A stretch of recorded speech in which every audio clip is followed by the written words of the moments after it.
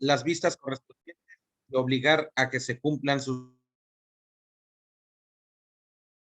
a que se cumpla tu determinación. Continúa narrando. Inicié con 50 días pensando en que se cumplirían.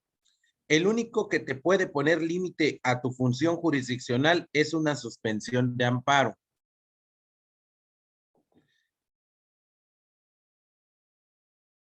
Dice, estaba pensando, vista al pleno. Muy bien, doctor, la idea es agotar absolutamente todos los días de apremio. Digo, puedes utilizar desde la multa hasta el arresto. Y el arresto lo puedes realizar con apoyo de la banderilla y del policía del estado. Y incluso arrestado. Y muy bien, él va a ordenar el arresto en la propia sala de audiencias y ordenar al superior jerárquico que se cumpla su mandato, tu mandato. Entonces, esta es una especie de precedente, sobre todo porque los ministerios públicos en ocasiones no informan que dan cumplimiento a la determinación que se deriva de un mecanismo. Entonces, cuando acuden, en este caso, las supuestas víctimas o ofendidos ante el juez de control, dice que no se cumplió dicha determinación. En vía de mientras, el Ministerio Público es el que tiene que probar que en efecto ha dado cumplimiento a todas esas determinaciones.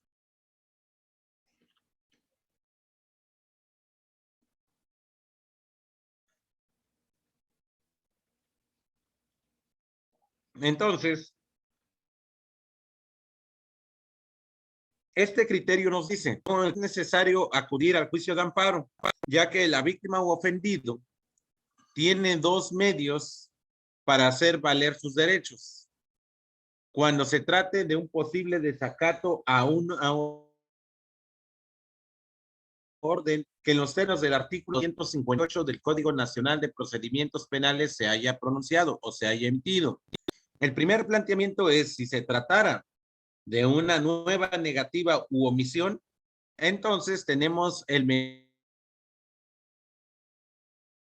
mecanismo, pero si se trata de nuevas omisiones, bueno, perdón, de nuevas omisiones 258, y si se trata del desacato, entonces aquí el juez de control cuenta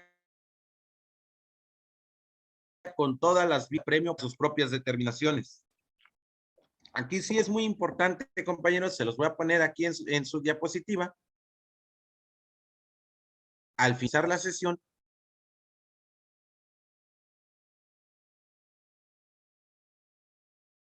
yo les la misma,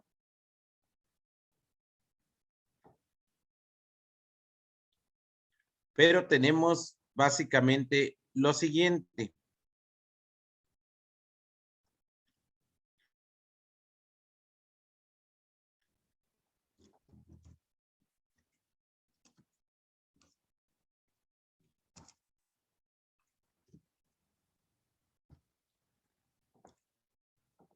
Tenemos facultades ordenatorias, tenemos facultades combinatorias, tenemos facultades sancionatorias y tenemos facultades decisorias.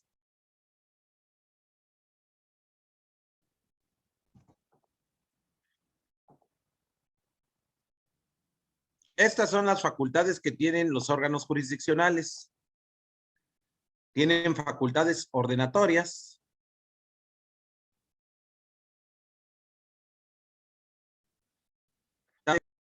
conminatorias,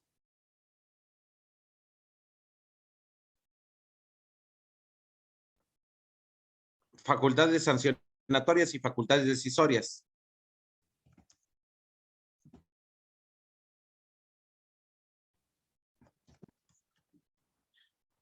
Y este documento o este planteamiento se saca de un libro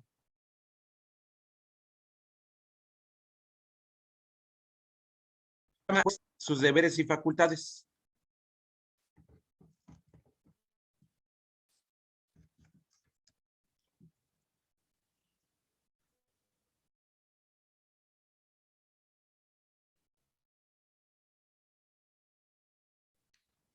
de texto de don Adolfo Alvarado Belloso, que es un libro ya relativamente antiguo. Yo creo que la última edición fue en el 2014, pero el libro ya tiene bastantes años.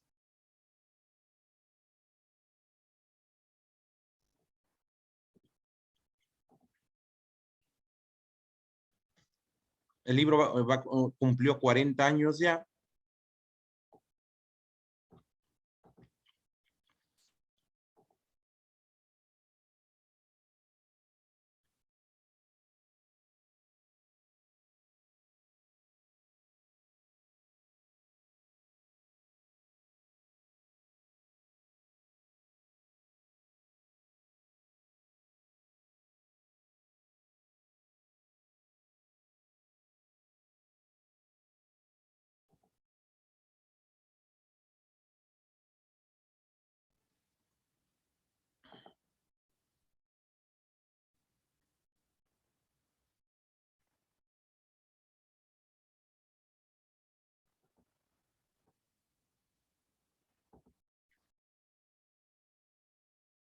Por ejemplo, dentro de las facultades que tiene el órgano jurisdiccional, tenemos facultades ordenatorias en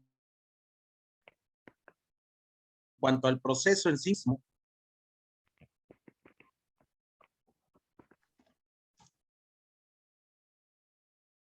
Si quieren, los vamos viendo de la siguiente forma.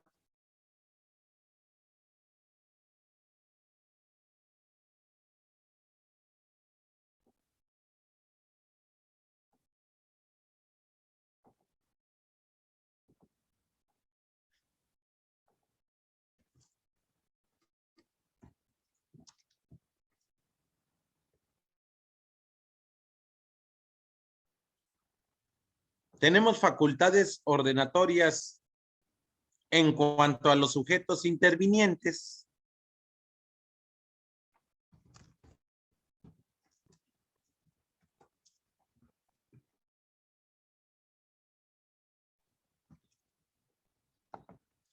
Tenemos también facultades ordenatorias en cuanto al objeto del pleito.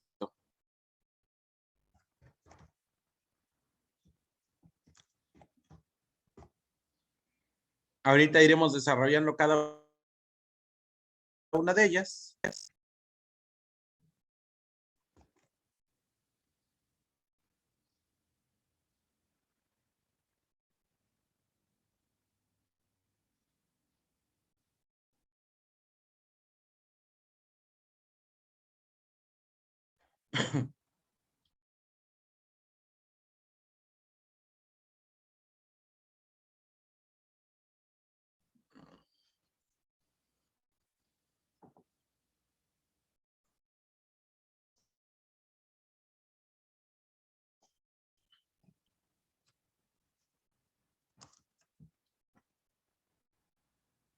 La principal es la imposición de vías de apremio.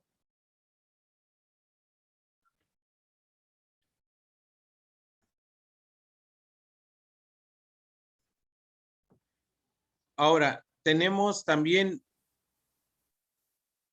facultades sancionatorias de acuerdo a los sujetos, quien reciben.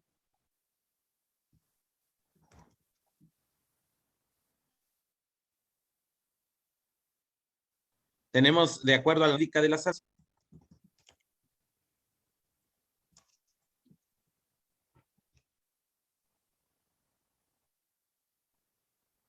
Y tenemos de acuerdo al régimen de sanciones.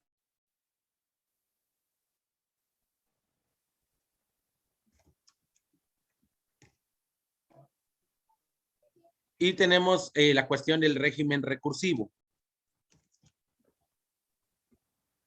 Y en cuanto hace las facultades decisorias,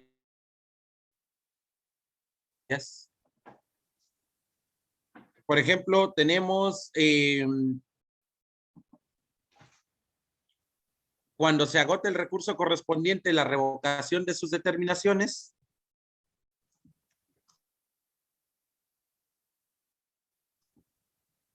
En ese caso, pues son de forma.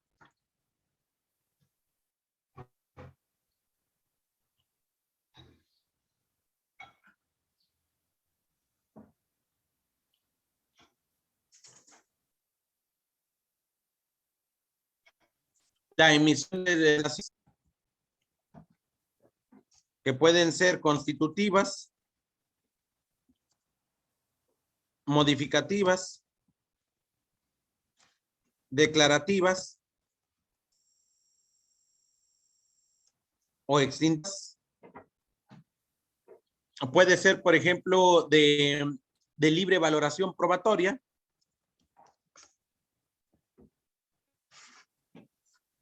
Entre ellos, por ejemplo, apartarse de algunos y también con relación a la publicidad de sus determinaciones.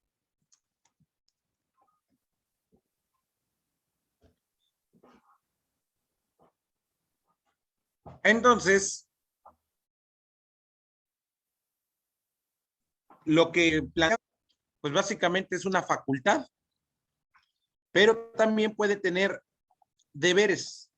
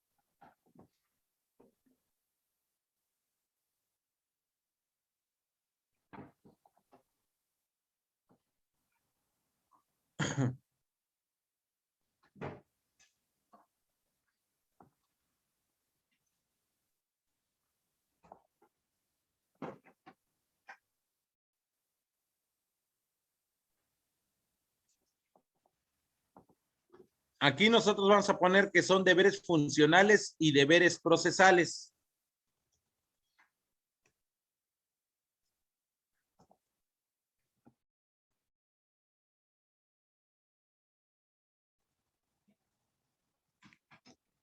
Y dentro de los deberes funcionales tenemos esenciales y tenemos deberes legales.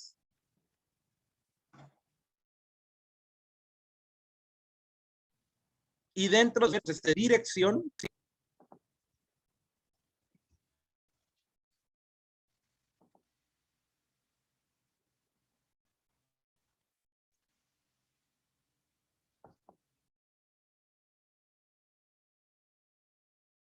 resolución.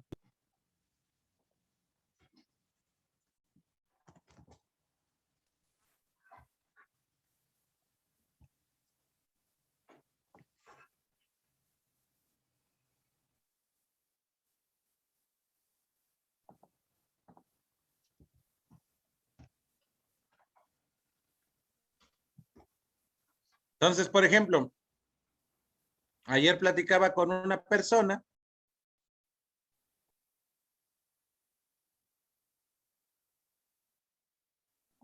que me dijo que aquí en Mazatlán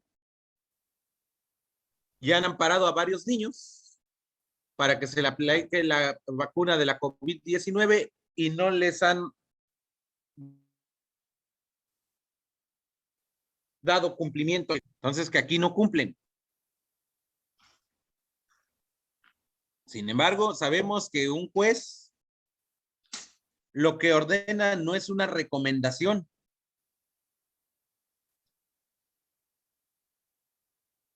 Es un mandato. Estemos o no estemos de acuerdo, lo que ordena un juzgador se tiene que dar cabal cumplimiento.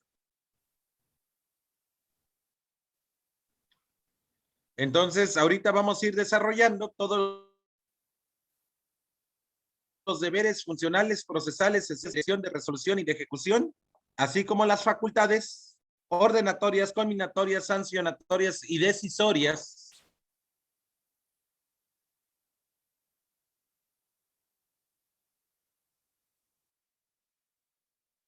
Ustedes ya lo saben, y además para una cuestión de recapitulación, se dan cuenta que el juzgador de amparo tiene un imperio jurisdiccional bastante amplio.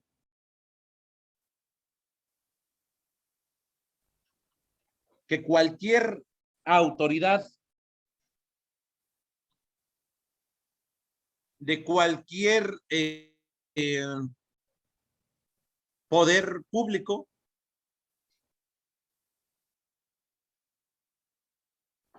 están metidos al ente jurisdiccional. Entonces, se tiene que dar cumplimiento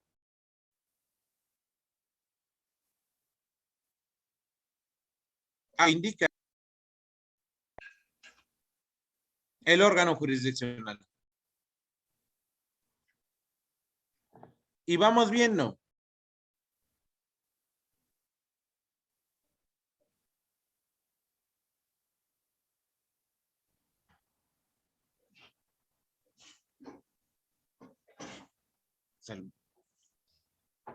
Que los deberes funcionales esenciales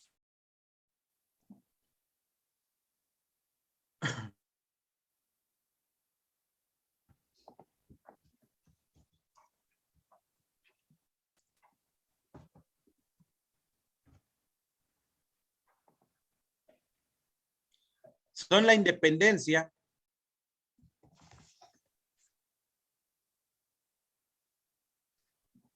imparcialidad, la lealtad, la ciencia,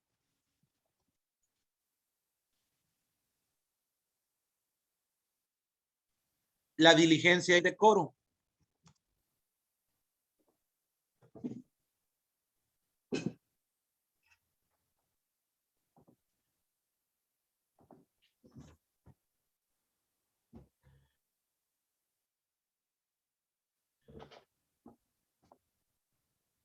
Entonces ahí tenemos que un órgano de amparo se le debe garantizar su independencia funcional del juzgador. Ayer vi yo con cierta preocupación que otra vez le sacaron otro golpeteo al juez Gómez Fierro por emitir una resolución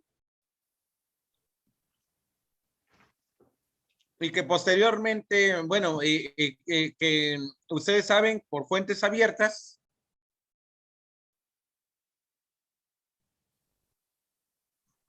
que ha echado marcha atrás a reformas importantes como la de telecomunicaciones.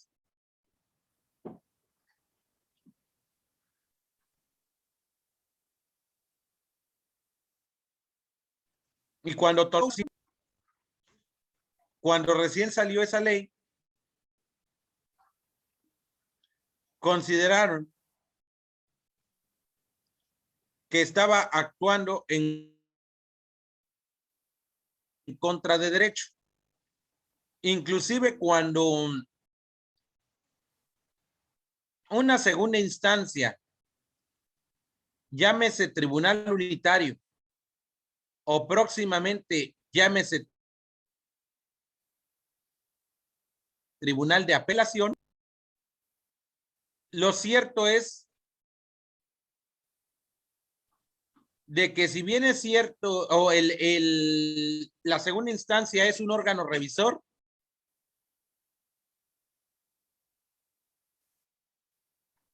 eso no significa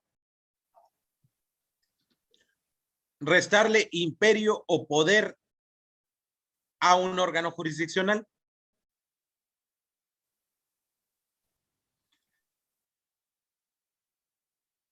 También debemos ver que en la independencia pueden existir factores internos y factores internos.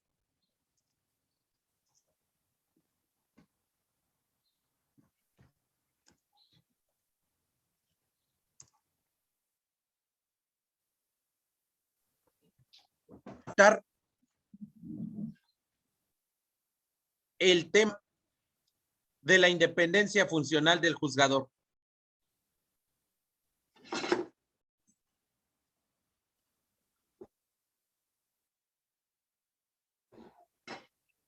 Pues emite un pronunciamiento que es contrario a los intereses de determinado ente o poder político. Anteriormente se respetaba esa investidura y ahora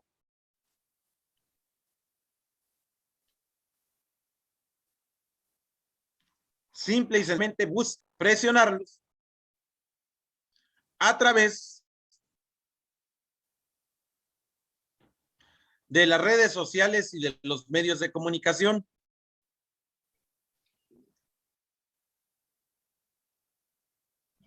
O factores internos, en procedimientos administrativos internos al interior del propio poder público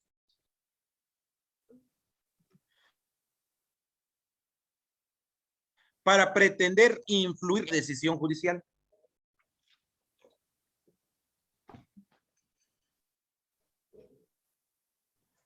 También vemos varios casos emblemáticos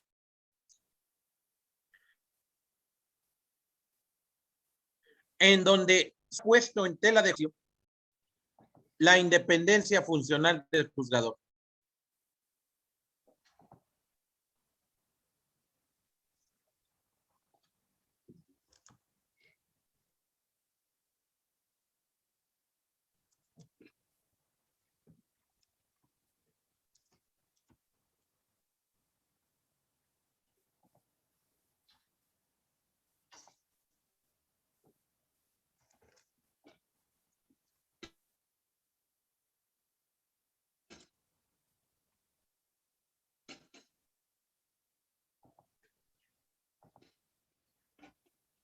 Entonces, también en la cuestión de la imparcialidad,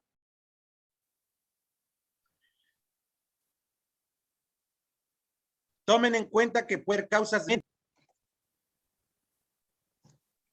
excusas o recusación.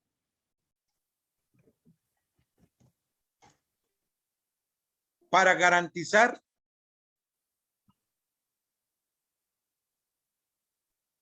precisamente que una jurisdiccional va a realizar su funcionamiento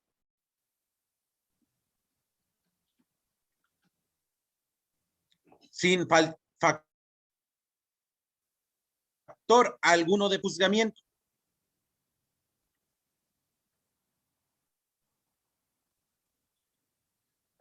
Por ello es de que se contemplan en todas las leyes procesales y el Código Federal de Procedimientos Civiles, que es supletorio a la ley de amparo, tampoco es la excepción. Y sabemos que cuando se trata de una suspensión de plan, independientemente de quién sea el órgano de amparo competente, el juzgador se tiene que pronunciar de inmediato.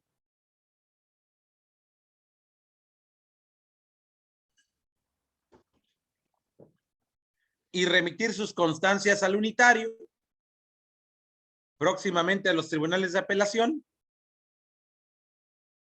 para que se dirima dicha controversia.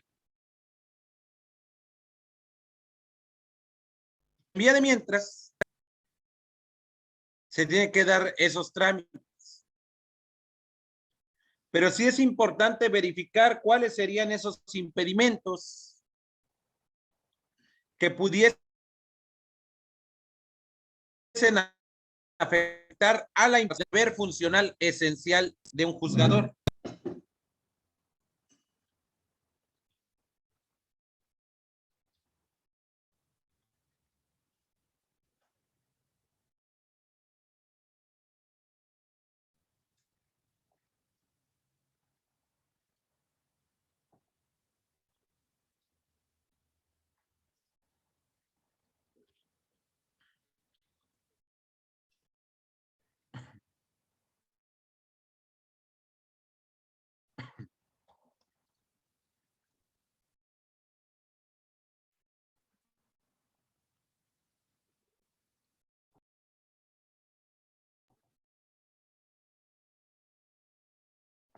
Bien, vamos a continuar con nuestra sesión después de ese breve preámbulo.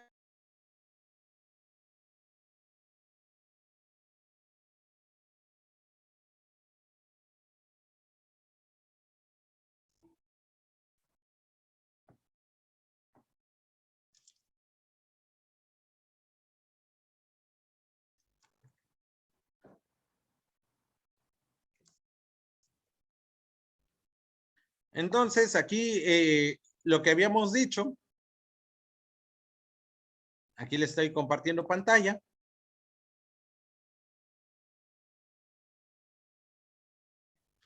Que tenemos los deberes funcionales esenciales de los órganos jurisdiccionales, precisamente porque puede haber una cuestión de impedimentos, excusas o recusaciones cuando no se garantice la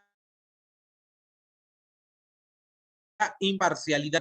Recuerden ustedes que el impedimento está marcado en la mayoría de las leyes procesales, por ejemplo, amistad o enemistad manifiesta, o puede ser también, por ejemplo, que haya conocido previamente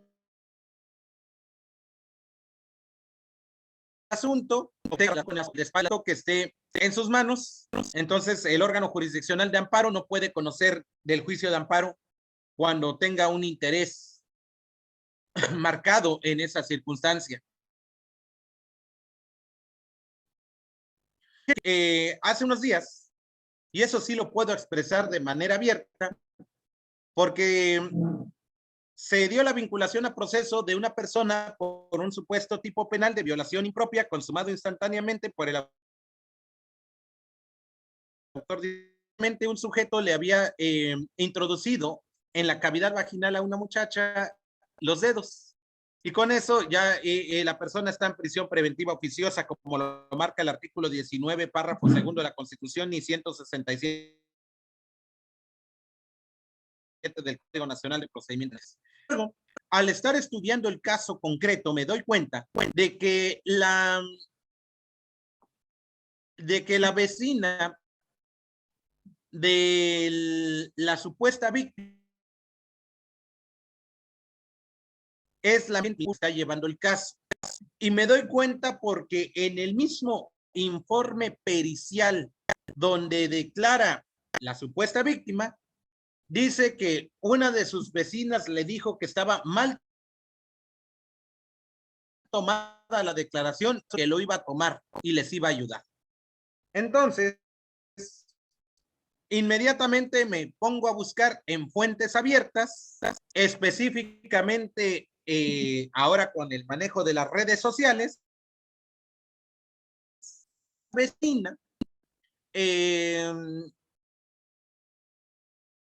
efecto, tiene un domicilio cercano a la víctima, porque viven en el mismo edificio.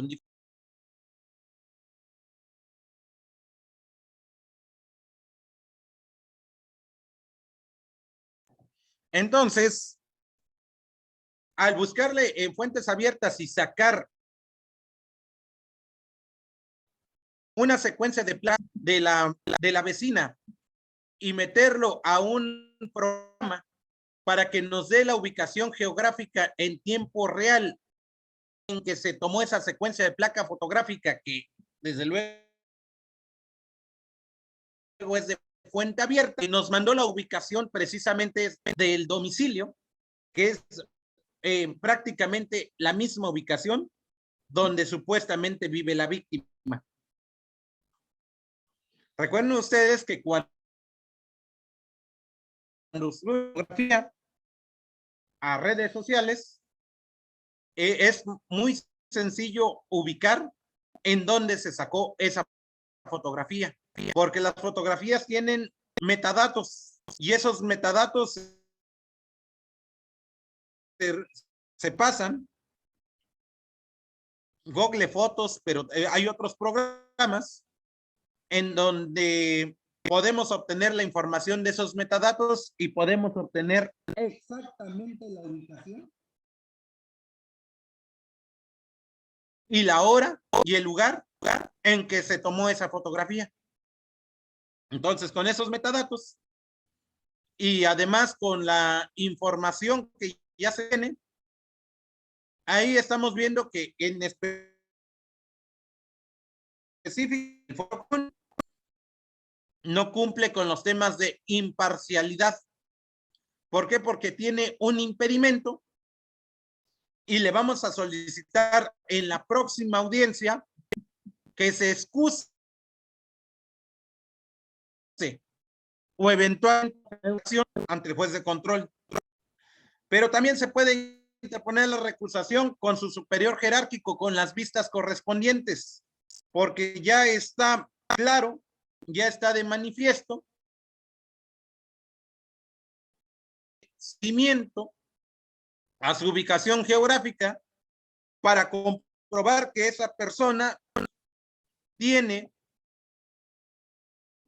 un vínculo cercano con la supuesta víctima. Además, porque también sabemos, porque así ya hay testimonios que se han obtenido alrededor del domicilio de la supuesta víctima y del agente del Ministerio Público, de que han sido coincidentes familiares conjuntas, así como la mamá de la supuesta víctima es sastrera y le realiza los trajes sastres a la compañera agente del Ministerio. Todas estas diligencias ya se han realizado y ya se cuenta con la información completa para poder recusar a esa persona. Pero lo mismo se hace, la misma mecánica se hace cuando se, sobre todo cuando se tiene una presunción de que puede haber una, digamos, un vínculo, de que puede haber una, digamos, con alguna de las partes procesales, tomando en cuenta que es prohibitivo, de acuerdo al artículo 20 constitucional, de que una de las partes sea recibida por el juzgador en ausencia de la otra. A la cuestión no solamente de la independencia funcional del juzgador, sino también a la cuestión de imparcialidad. Por eso, aquí sí es muy importante ver que como deber funcional esencial, el tema de imparcialidad va o está vinculada con el tema de los impedimentos, las excusas y la recusación. Y posteriormente tenemos la cuestión de la lealtad.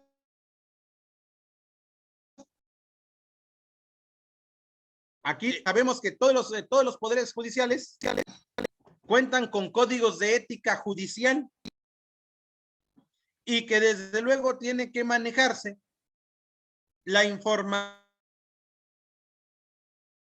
de extremo sigilo o plena confidencialidad. Ahora, en la cuestión de la ciencia, aquí sí es muy importante visualizar porque una persona puede o puede tener experiencia.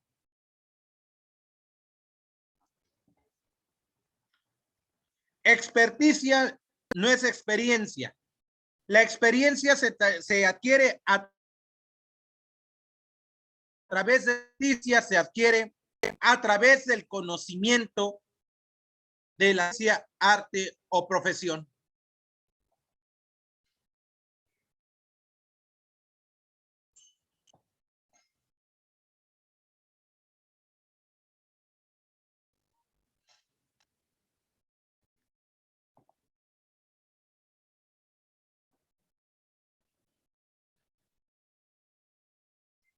Entonces, aquí lo que nosotros tenemos es que el órgano jurisdiccional no solamente va a razonar con base a las máximas de la experiencia, inclusive las personas que han estudiado el tema de razonamiento probatorio en contra del término máximas de la experiencia, porque eso lo consideran como una cuestión más bien de carácter empírico en vez de una resolución que deba tener contenido. Debemos tomar en cuenta la cuestión de la psicología del testimonio y la semiótica del documento para el momento de tomar, o más bien dicho, para el momento de que el órgano jurisdiccional realice decisorias. También tenemos la cuestión de diligencia.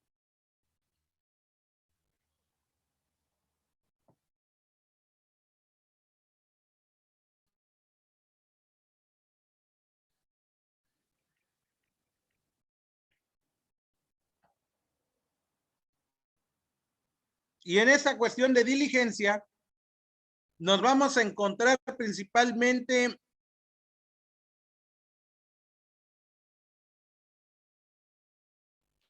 judiciales a que debe evitar también alguna cuestión de imprudencia, negligencia o iatrogenia.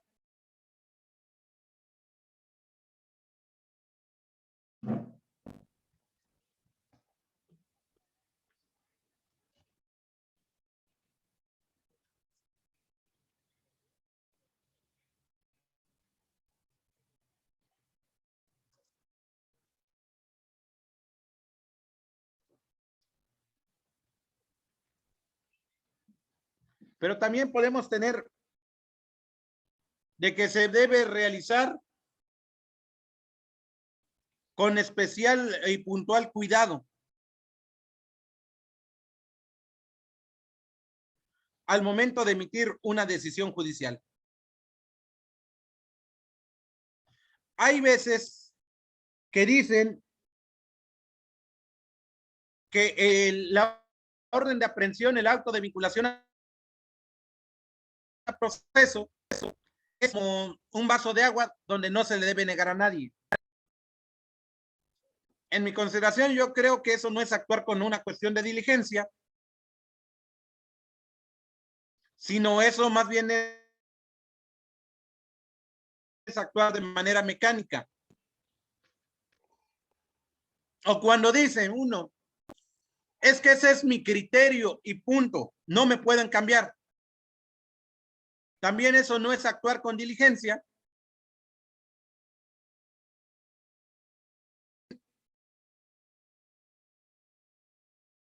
Podemos tener una actuación con una cuestión de arbitrariedad.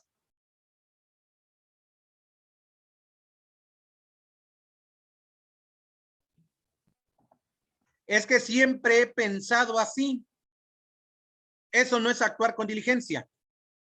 Evidentemente, el pensamiento humano y máxime en las decisiones judiciales y debe atenderse a las circunstancias concretas del hecho. Precisamente por eso, desde la Constitución, se han establecido prohibición de analogía.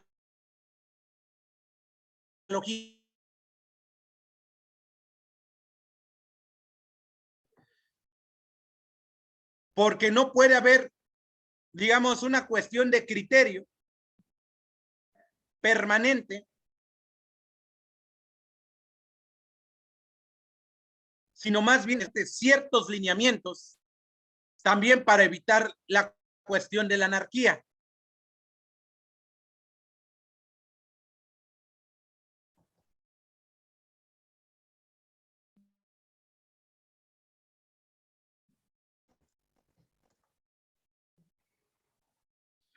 Desde luego, cuando el deber funcional esencial deben actuar con decoro, tiene que ser con respeto y protegiendo la dignidad de las personas.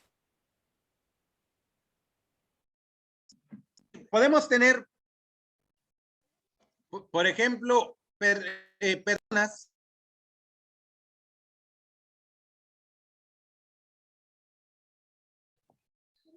en que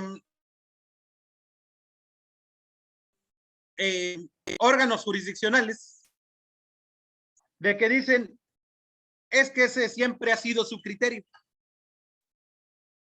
Y la idea principal es precisamente evolucionar esos criterios. Entonces, cuando un ente jurisdiccional decide abandonar las escuchas de las partes, entonces ahí se daría lo que Radbruch manifiesta. Si el juez como acusador solo Dios. ¿Estamos de acuerdo? Ahora, tenemos los deberes funcionales legales.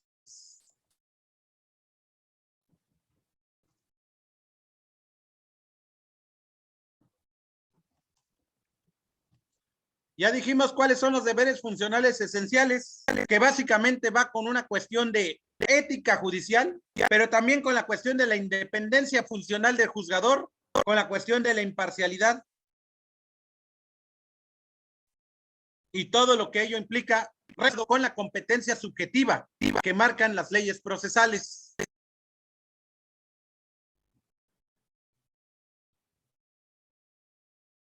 Y ahora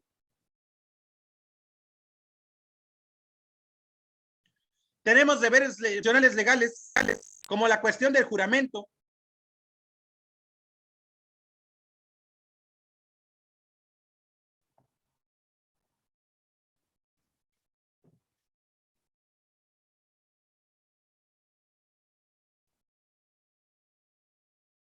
la residencia,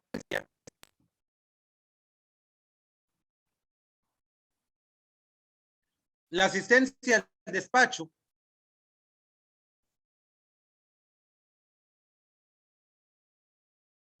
la suplencia y la ausencia de causal de incompatibilidad.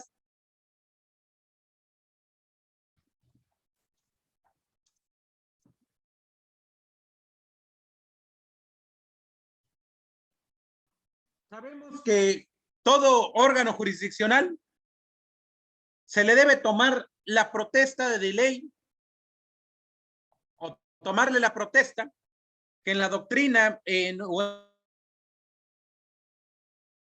otros países le llaman una cuestión de jurado para conducirse con decoro en su función jurisdiccional.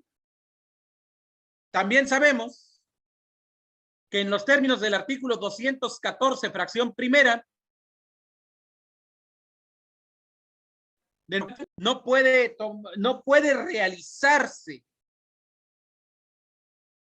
una función sin que previamente se le haya tomado la protesta de ley.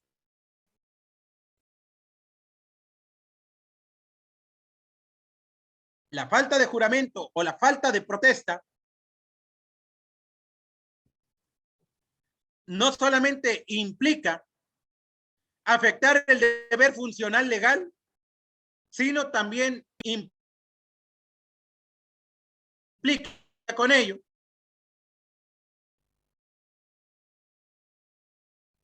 la posible comisión de un tipo penal de ejercicio ilícito de servicio público.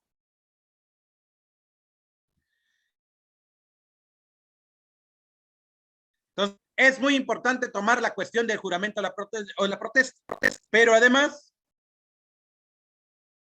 así como tenemos una cuestión de juramentos,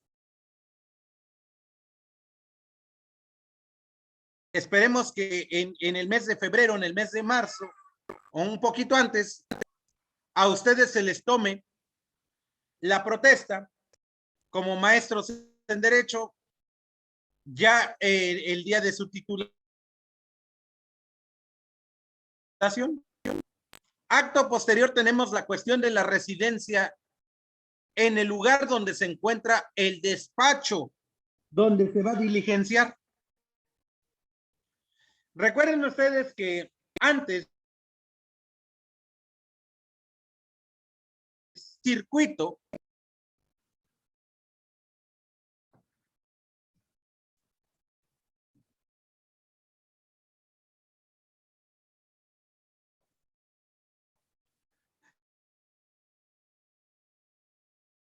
que era de Michoacán. Salud.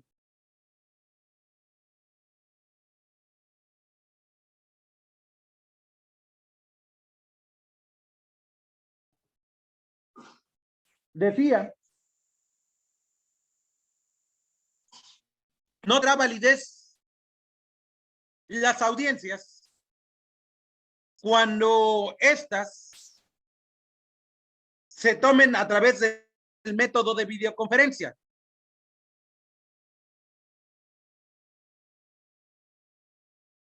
Y no de manera categórica, porque dicen, ya resolví así, y así soy, y así seguiré.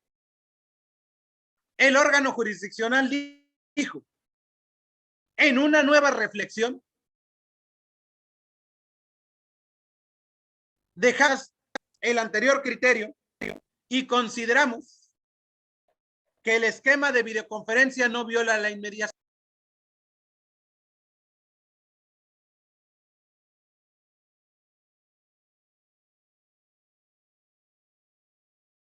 Sí, es decir, no podemos tomar una postura absolutista de nuestro criterio, y mucho menos en el campo del derecho procesal,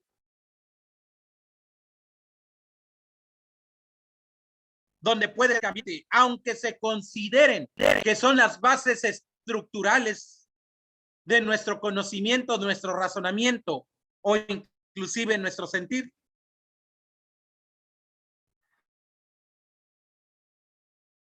Pero en la asistencia al despacho, había ese criterio del Tribunal Colegiado del 11º Circuito con sede en Morelia, en donde categóricamente manifestaba de que los jueces deberían estar presentes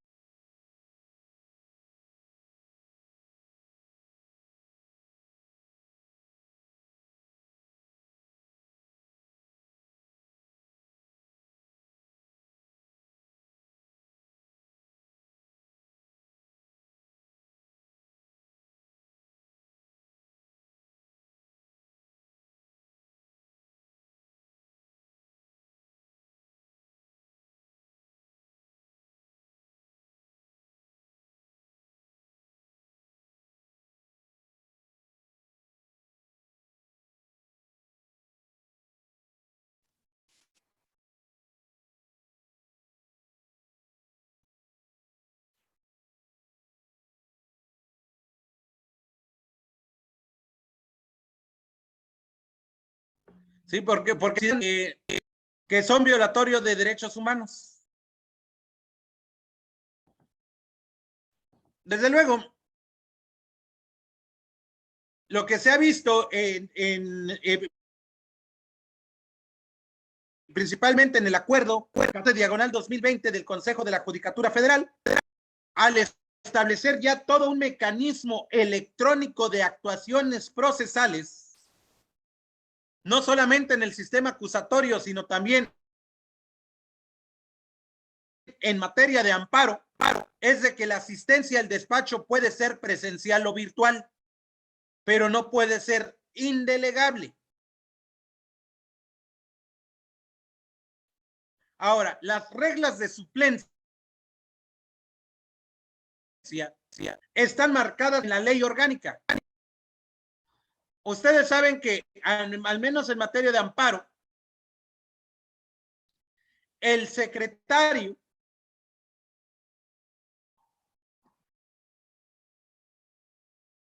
puede realizar la suplencia de titular en determinada temporalidad para que pueda llevar a cabo todas las actuaciones procesales que correspondan. O inclusive, es de explorado derecho saber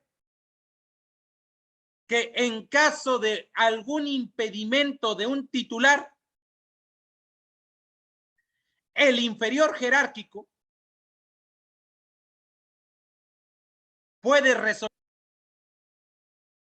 asumiendo las mismas funciones y atribuciones que le corresponden a un titular.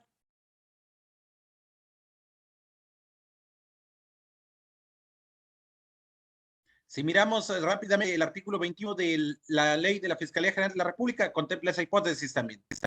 Entonces, las cuestiones de suplencia, como deber funcional legal,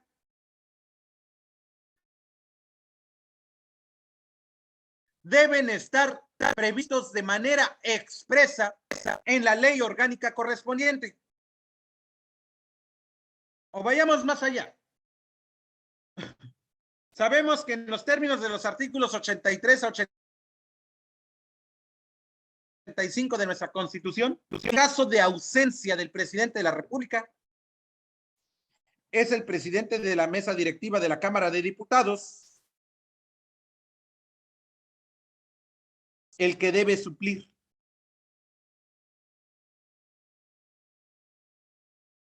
Al presidente.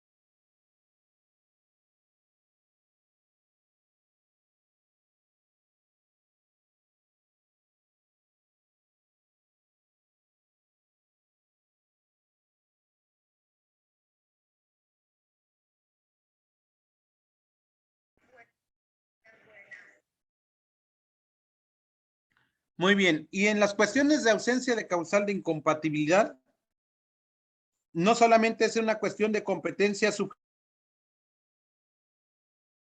subjetiva, sino bien incluye el análisis de la objetiva como ente preferencial o como una cuestión de estudio preferencial para poder conocer el despacho de un asunto.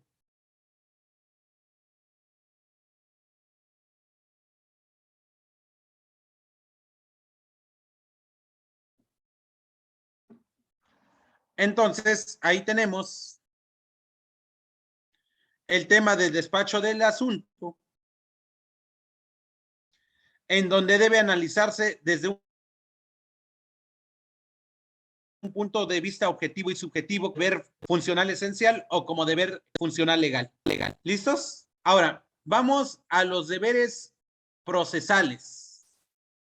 Y el primer deber procesal es el de dirección.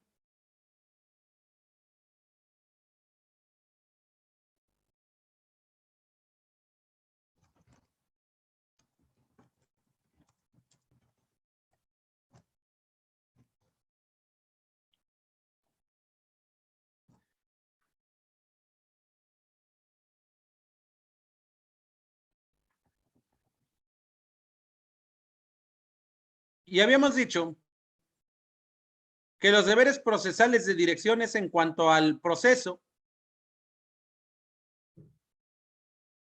en cuanto a los sujetos intervinientes y en cuanto al objeto del pleito.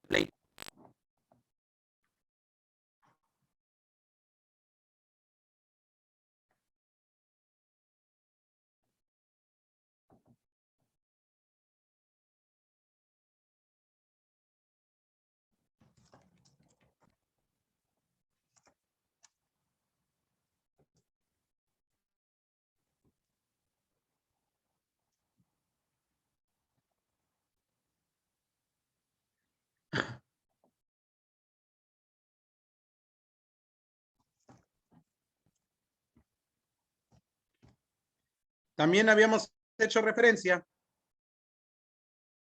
en cuanto al proceso en sí mismo,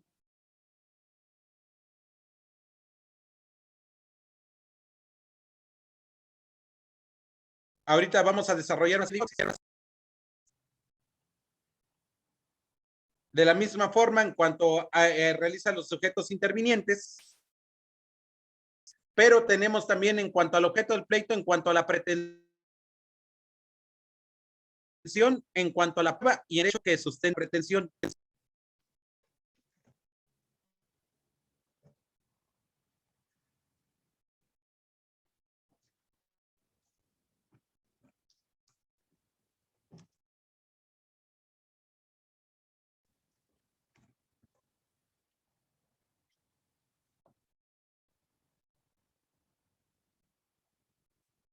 Y ahorita vamos a ir desarrollando cada punto de estos. Ahora, en cuanto hace el proceso, es un deber presidir todo acto en que deba intervenir la autoridad judicial.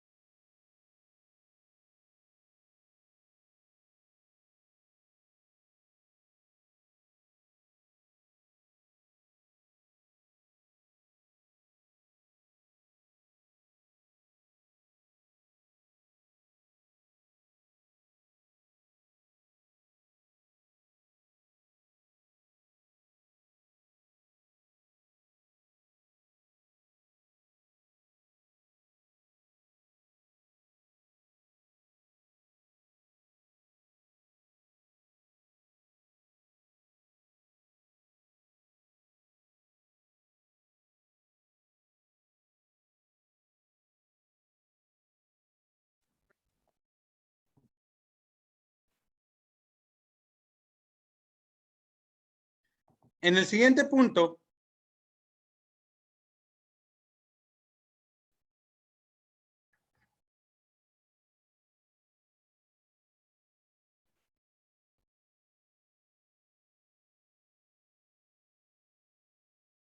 efectuar el control de los trámites que están referidos a la Secretaría.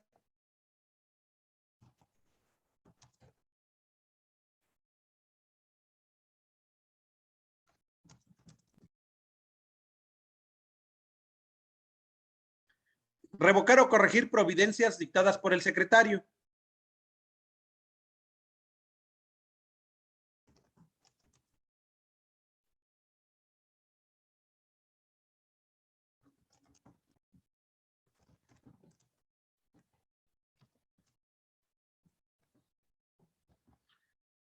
Ojo, compañeros.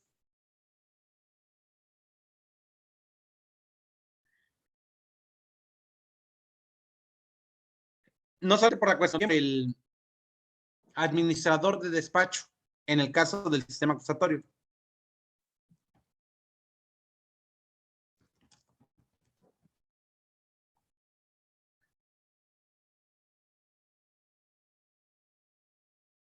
Depende en cada caso de seguir.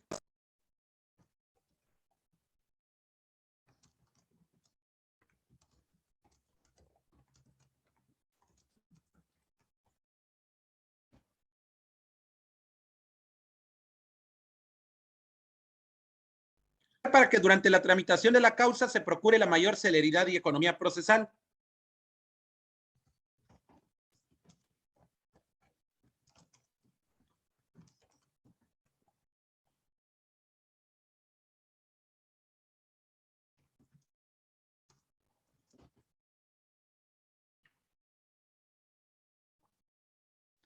Concentrar las diligencias procesales.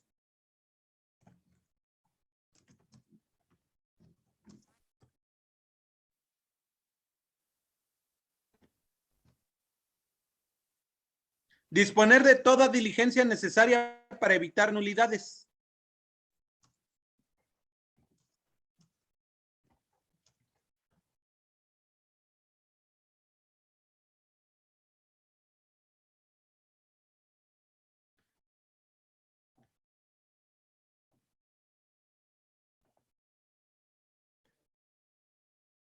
Pronunciarse de oficio en las nulidades de orden público.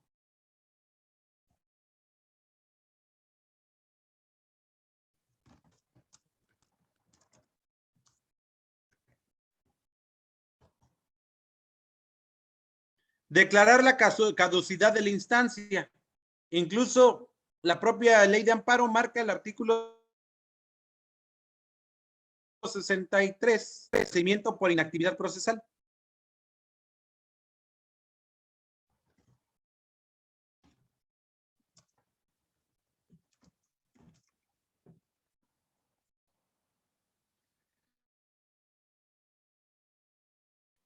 Fijar plazos procesales y controlar el pago de gastos y costas.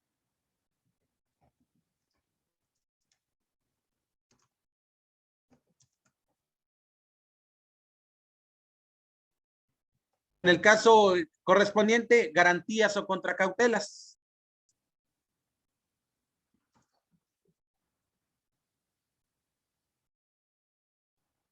Ahora, también debemos tener deberes procesales de directos intervinientes.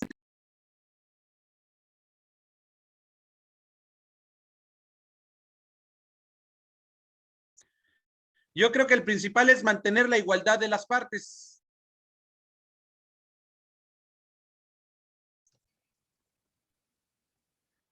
El segundo, excusarse mediante causal.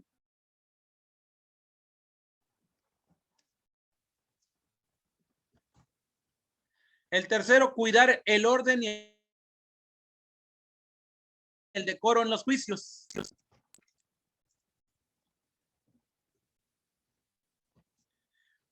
El cuarto, prevenir y sancionar todo acto contrario al deber de probidad, lealtad y buena fe.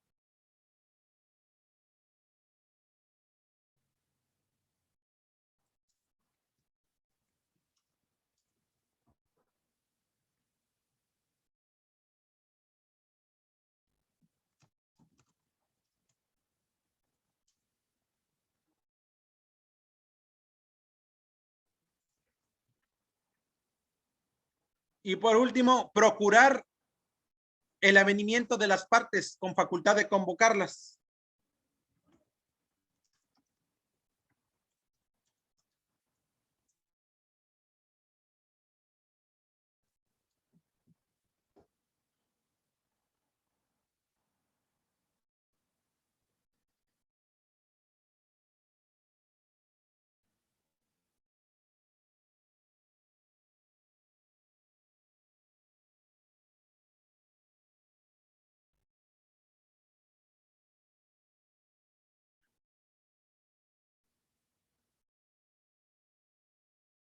Ahora, en cuanto hace los deberes de dirección en cuanto al objeto del pleito, concretamente a la cuestión de pretensión. Primero de ello, debemos velar por la competencia.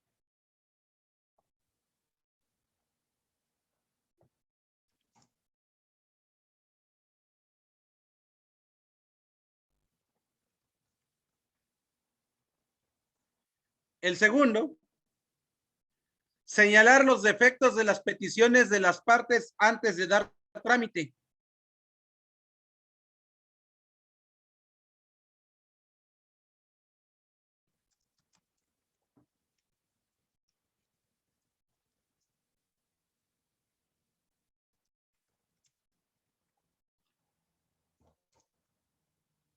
El tercero,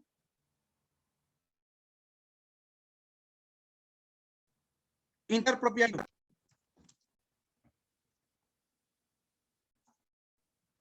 Lo que es la parte postulatoria. El cuarto, acumular procesos.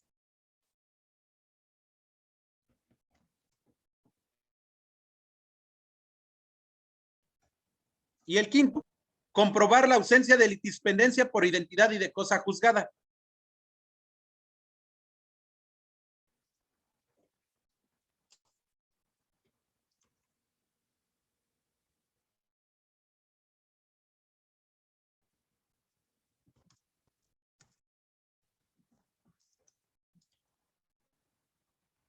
Lo vamos a separar ahí porque la conexidad puede ser una excepción diferente.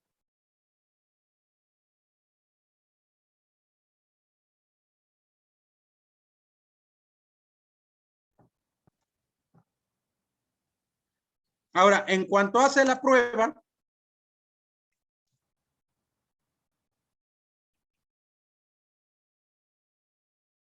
determinar los hechos a probar.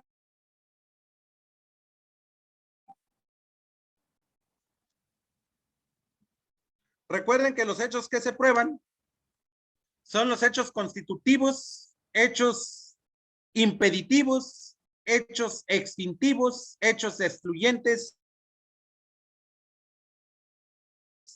y hechos significativos. Los hechos que no se prueban son los hechos no controvertidos o ya acreditados, los hechos negativos, los hechos notorios, notoriedad comunicacional, notoriedad judicial, los hechos evidentes.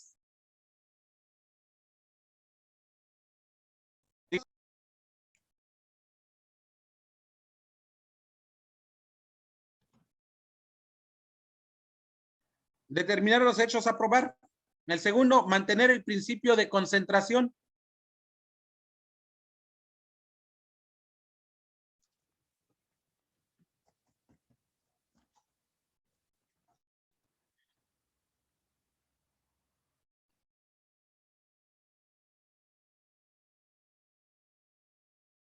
Desechar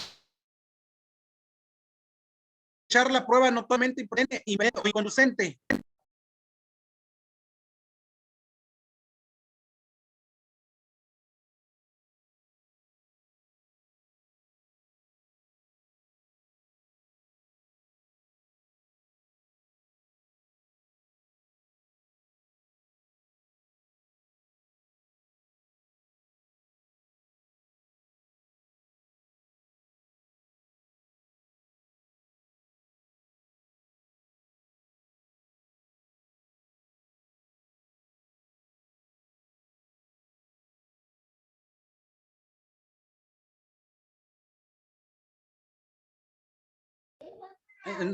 Entonces,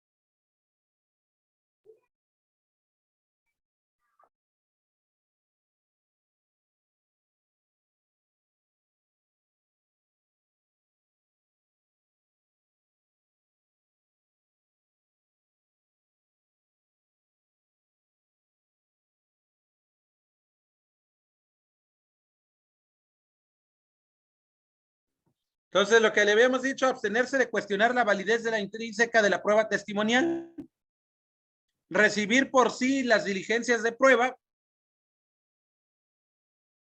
como lo marca el artículo 20A de la Constitución, que solo se considerará prueba para efecto de sentencia aquella desahogada en audiencia de juicio. Desde luego, también el órgano jurisdiccional tiene la posibilidad de efectuar preguntas aclaradas y ordenar inspecciones o diligencias de auxilio judicial.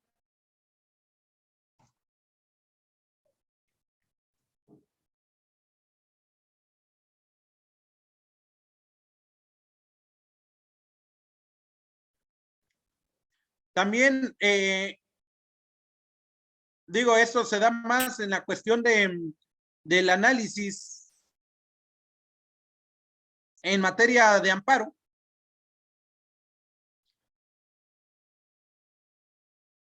Porque se puede determinar los que hará una pericia.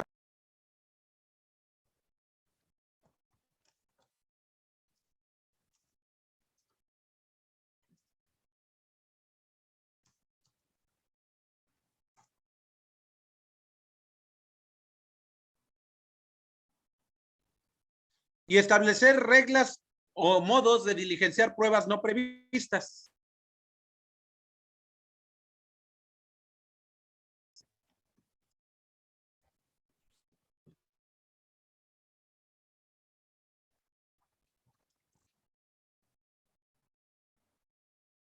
Ahora, en cuanto al derecho que sustenta la pretensión, yo creo que la más importante es que relación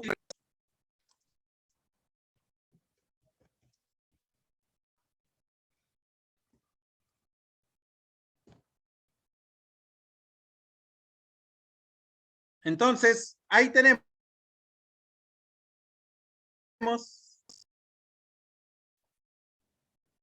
nuestros deberes procesales de dirección en cuanto al proceso, en cuanto a los sujetos intervinientes, en cuanto al objeto del pleito y específicamente en cuanto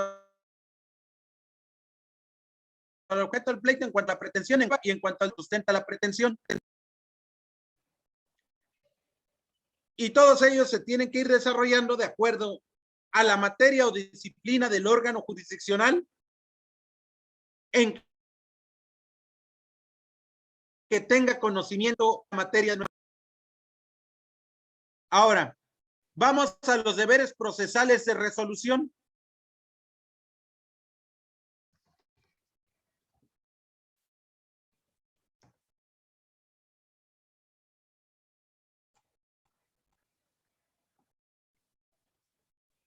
Y aquí tenemos básicamente lo siguiente.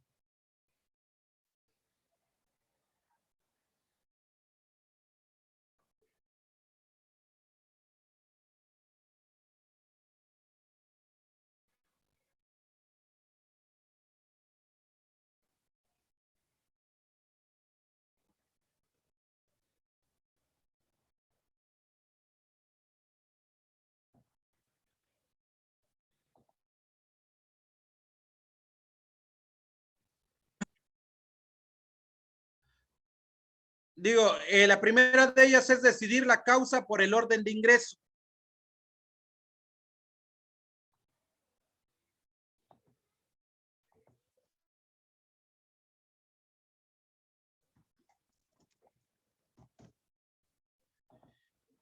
Esto es muy importante porque yo he visto algunas entidades federativas que ya están colapsadas con el sistema acusatorio y que están tardando de 6 a 8 a fijar una y ya no el tiempo que marca la ley procesal, que son de 20 a 40 días. Entonces ya están incumpliendo con esos parámetros legales por la. Pero también me he enterado, digo, eso no sucede casi en México, de que se puede realizar algunas gestiones extra determinada cantidad de dinero para adelantar una fecha de audiencia. Ahora eso se está volviendo negocio.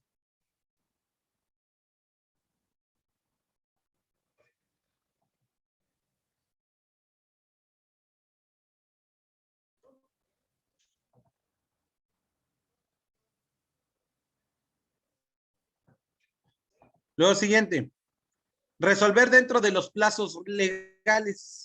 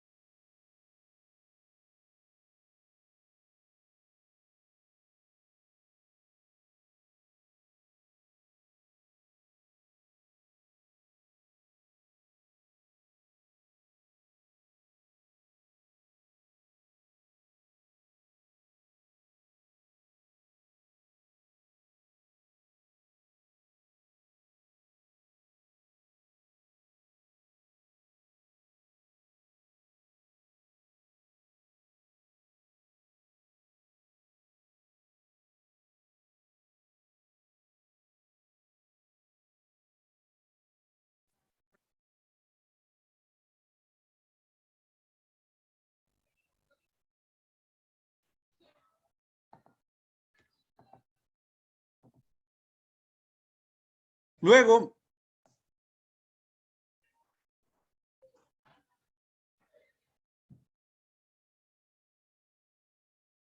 sentenciar.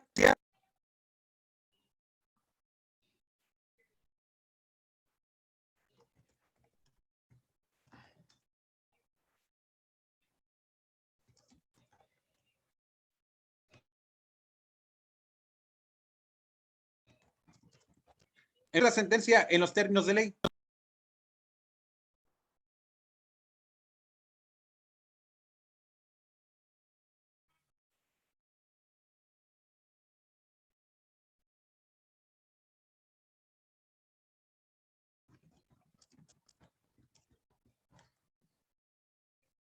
En la decisión judicial, calificar la relación jurídico-litigiosa. Es decir, la cuestión de la clasificación jurídica del hecho.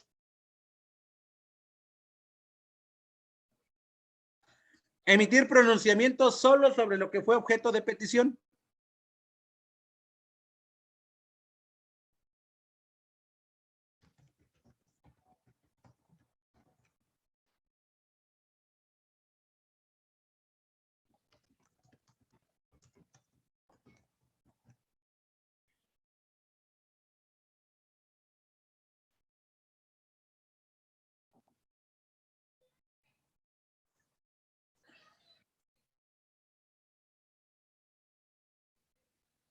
Fundar.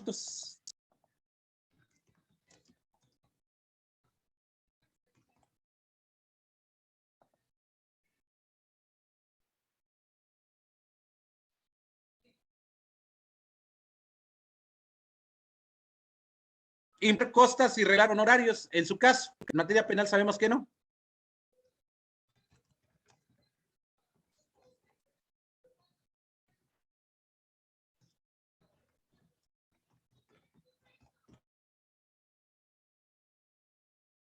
Actualmente me encuentro escribiendo un libro que se llama El Binario Civil.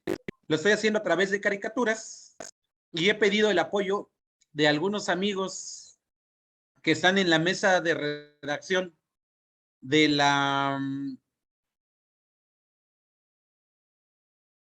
del Código Nacional de Procedimientos Civiles y Familiares para que ya esté más o menos adecuado a ese dispositivo. Claro, ya hice un comparativo de los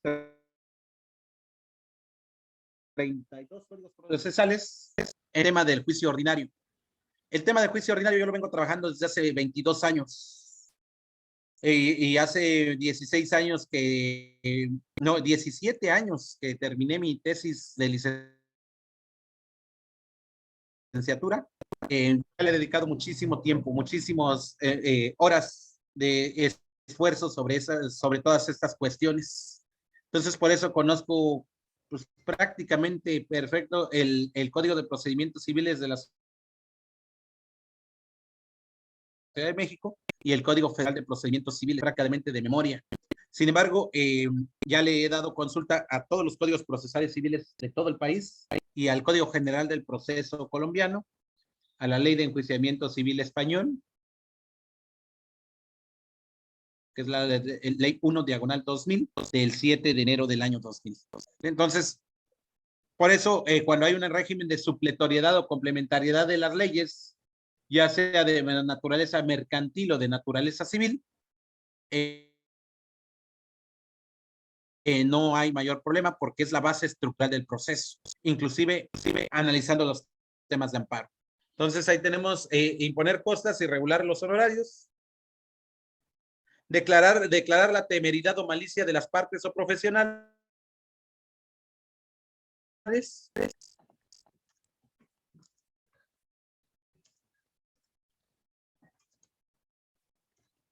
recuerden ustedes que inclusive hay un delito cometido por abogados patronos o litigantes.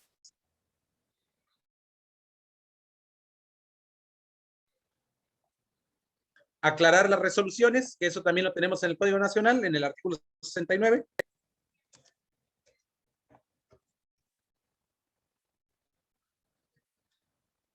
Usar firma entera o LK.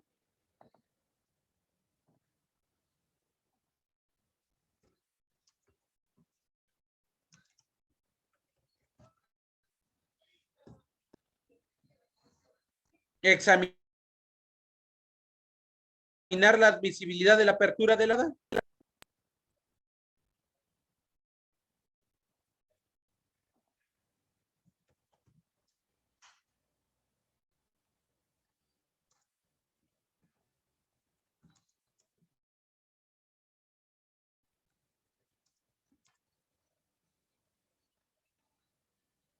E integrar el tribunal en caso de falta de mayoría.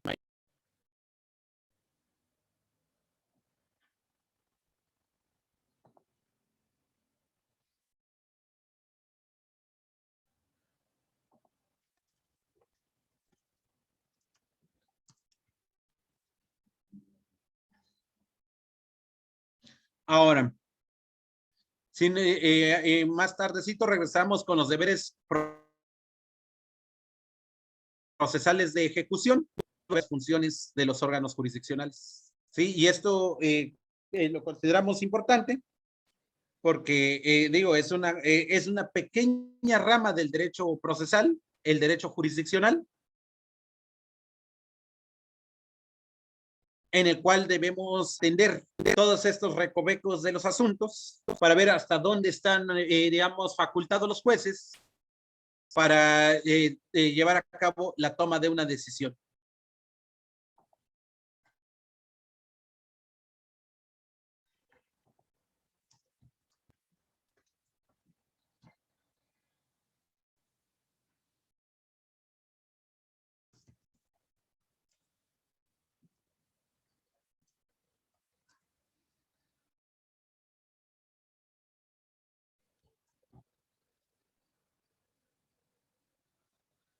Muy bien, entonces continuamos. Y nuestra siguiente temática es las facultades ordenatorias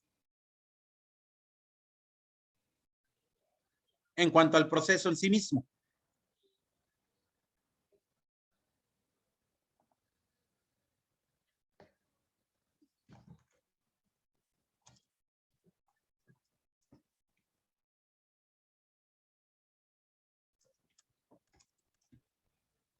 Aquí ya cambia porque no son deberes, ya son facultades.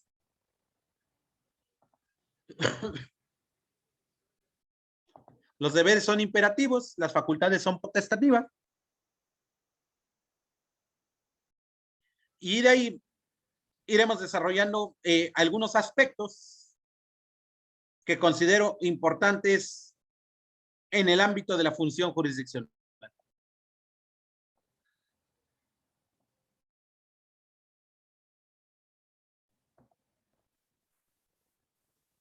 La primera de ellas es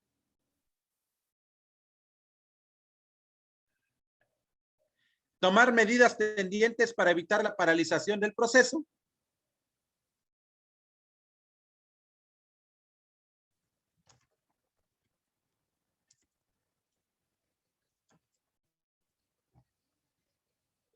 El segundo, determinar el plazo para presentar instrumentos de legitimación.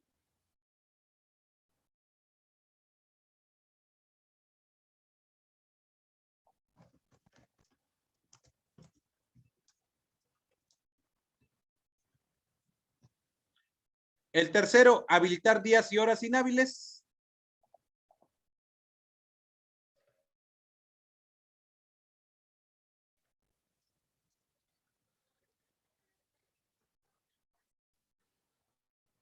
El cuarto, suspender trámites.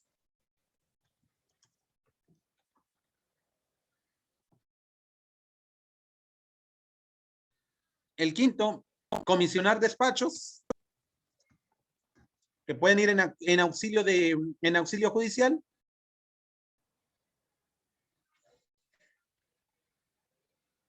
Designar días para efectuar notificaciones automáticas.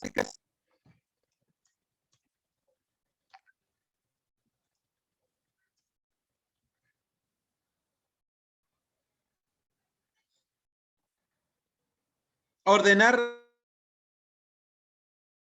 notificaciones por cédulas o por edictos.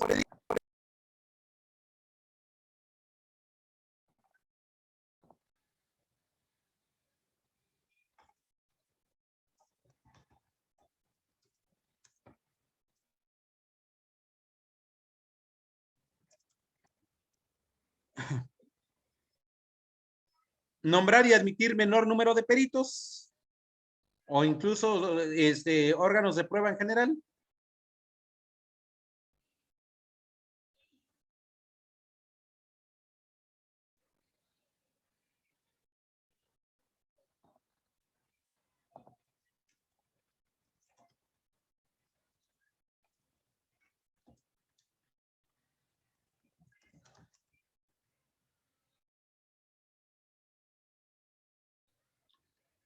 Determinar la edad de una audiencia.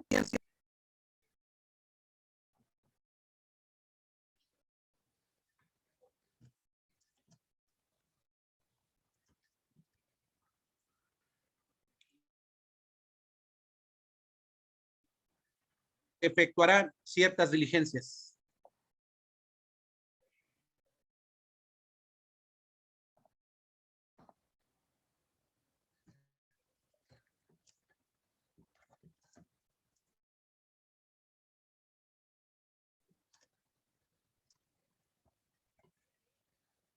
Entonces, aquí el órgano jurisdiccional, yo creo que la más importante es tomar medidas tendientes a la paralización del proceso.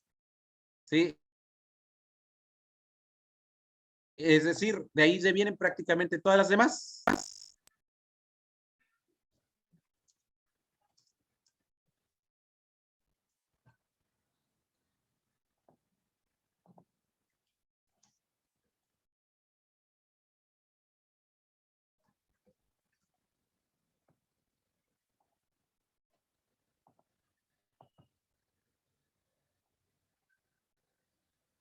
Y luego tenemos aquí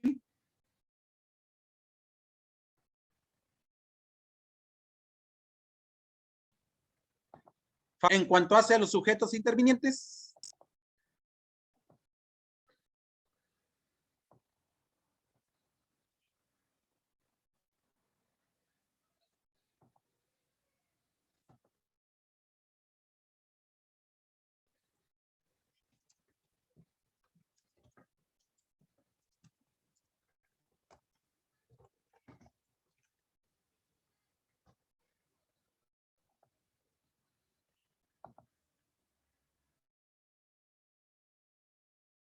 Que en un análisis, digamos, podemos decir que son las siguientes. Exigir la comprobación de identidad personal de los comparecientes en el proceso.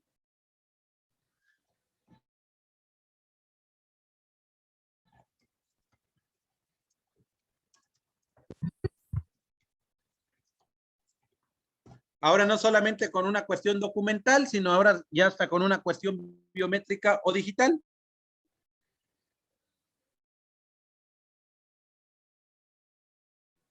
Disponer la comparación de partes para intentar conciliar o requerir explicaciones.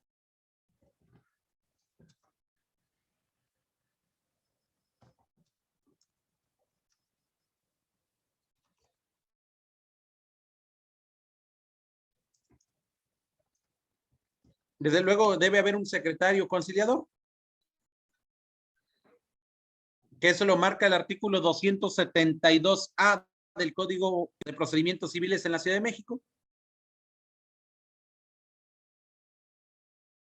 Disponer de comparecencia de testigos, peritos y terceros.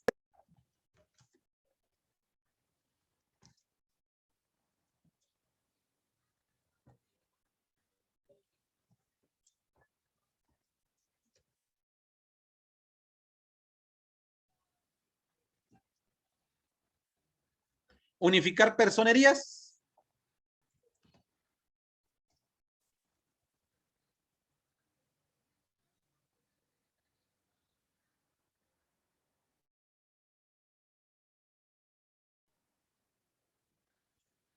Y ordenar la mención u omisión de los nombres de las partes.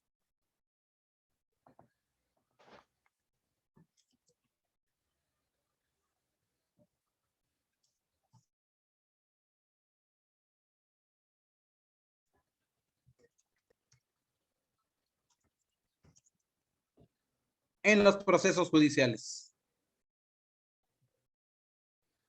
Y luego tenemos también nuestras facultades ordenatorias en cuanto al objeto del pleito.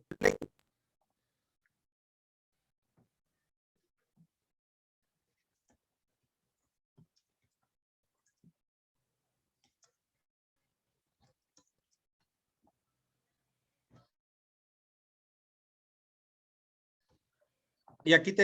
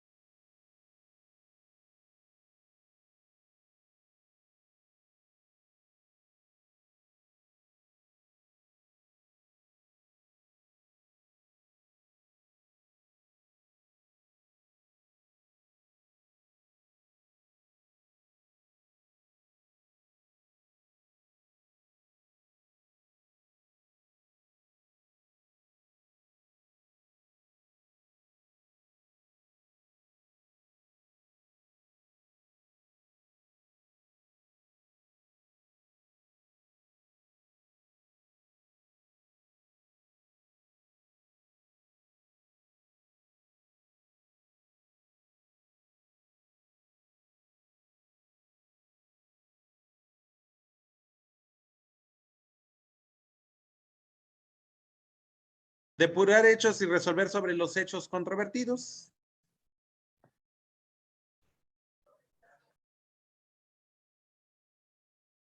Y por último, tenemos la cuestión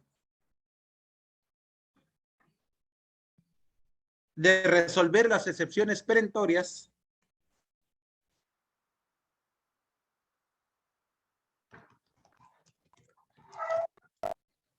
en sentencia o de previo y especial pronunciamiento.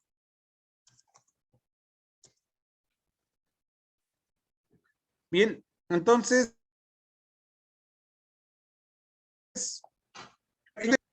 de unos 15, 20 minutitos para que vayan a tomar un licuado. En lo que yo reanudo aquí la computadora.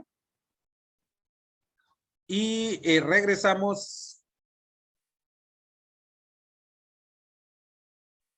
a ver las facultades decisorias y posteriormente cerrar con esta temática en materia de juicio de amparo. Gracias, compañeros.